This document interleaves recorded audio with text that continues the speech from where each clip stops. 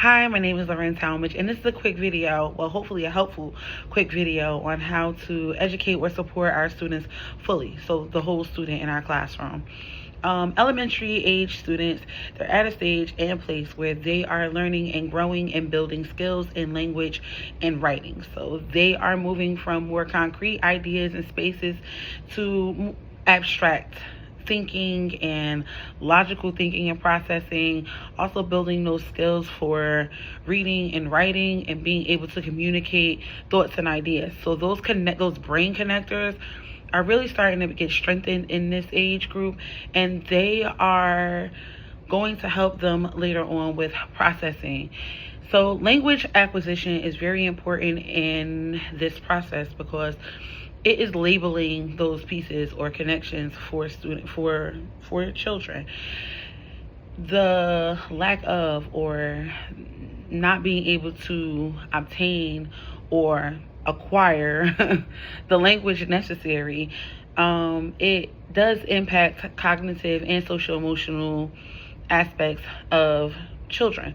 So cognitively, it's delaying their memory, it's delaying their ability to communicate, it is delaying those labels that we talked about. So it's delaying that. They may not know how to label it or how to kind of like form it in a way. So in language acquisition is a huge component to cognitive learning at this age. Social emotional effects are they just simply won't know how to communicate with the people around them or properly maintain healthy relationships with students their age, because they're not just able to communicate what they're feeling or how they're feeling or what they want to say. So those social emotional skills are also affected by language acquisition.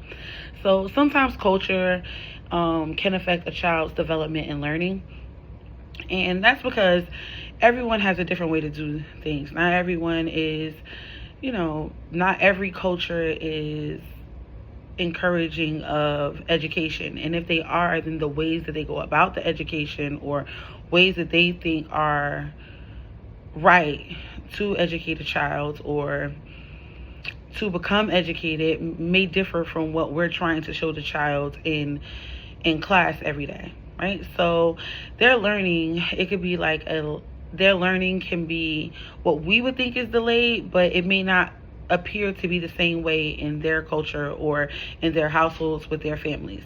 So I think, so research suggests that culture can, if students aren't supported properly, then they don't gain the cognitive and learning skills that they need.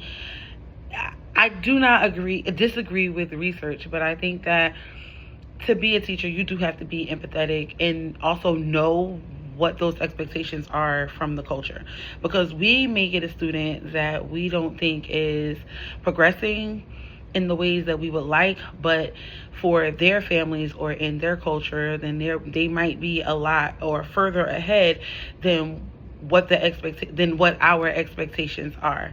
So culture and like the expectations of culture, the expectations of the family, also that can be based on gender, it could be based on what the role of the child is in that family. So I think that it is important to be just aware of what our different cultures, what our students are, what the expectations of different cultures of our students are expecting.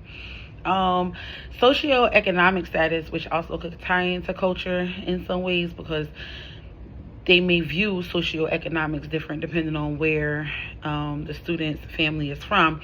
But poverty specifically, it can have a negative impact to development and learning for children and early adolescence. So students who come from lower socioeconomic backgrounds, they have obstacles like health, like stresses, all of these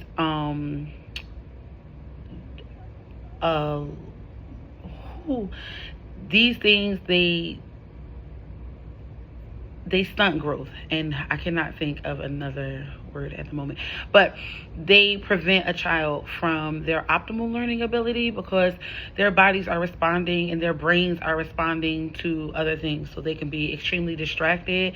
They can just not be overall in good health, or just stress affects the body in different ways. So they're not always ready or able to receive information. Also, like cognitively speaking, because they aren't getting like things like enough sleep or healthy food choices, then they aren't growing and developing in the ways that they should be for their age.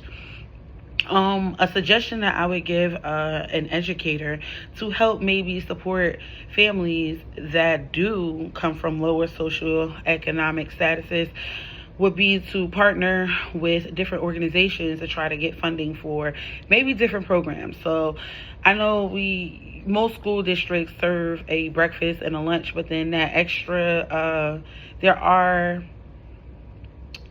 are resources for schools where you can get like a dinner served at your school, depending on the range or the number of families that would need it.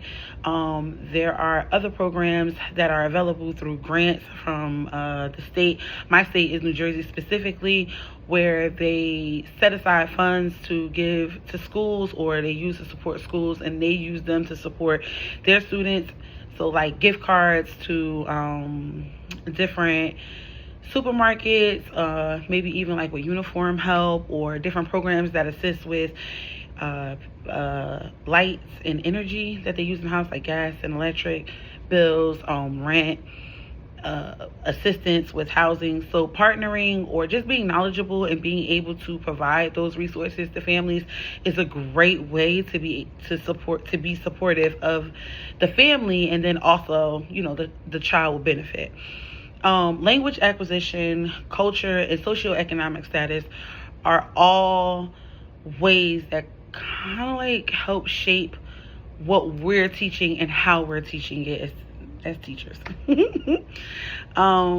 We have to kind of have a flexible way, we are required to have a flexible teaching practice in our classrooms. We need to be able to change with what we get. So every year you get a batch of students. They come from their different backgrounds. Some have different expectations than others. Some are facing different challenges than others are. And as educators, our role is to support that. So being aware of our students, being partners to their families, including resources that are not just limited to books, paper, and pencil. So including technology into our lessons, including maybe songs and other things of interest to students that kind of serve as those connecting pieces, where education is not just another part of their lives that they resent and don't like. So it's our duty, or it's it should be our part of our practice to incorporate different components of learning into our classrooms to support students, because they are facing different challenges and they can be frustrated. So just to keep them interested and keep them locked into learning and positive about learning, so we can be role models, we can be that catalyst to promote learning. To eliminate potential biases in a classroom, like amongst students and maybe even other staff members. I believe in modeling, right? So we model tolerance, we model patience, we model grace. We have those conversations.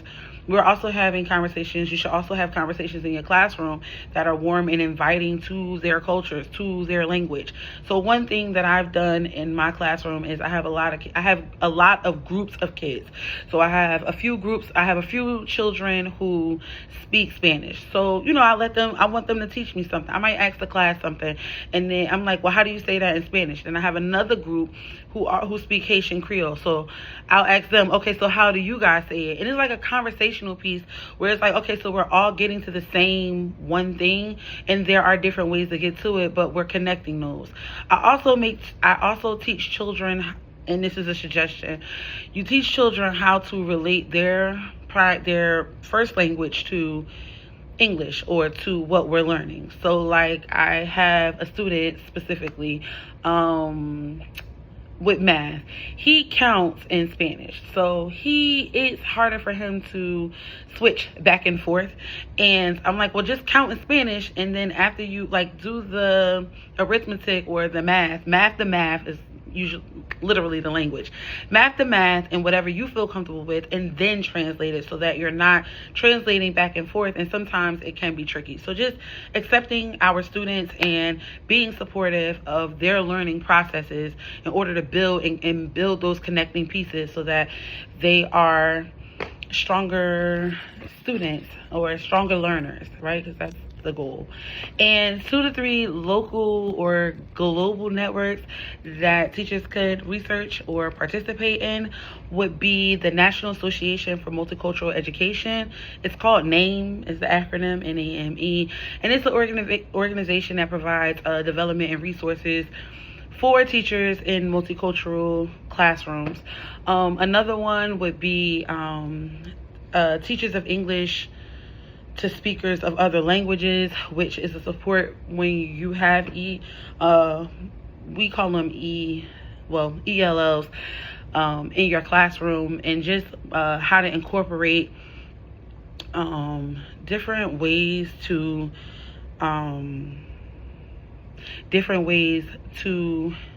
communicate with students or to encourage their own culture being implemented into classroom practices. And then I would say another resource would be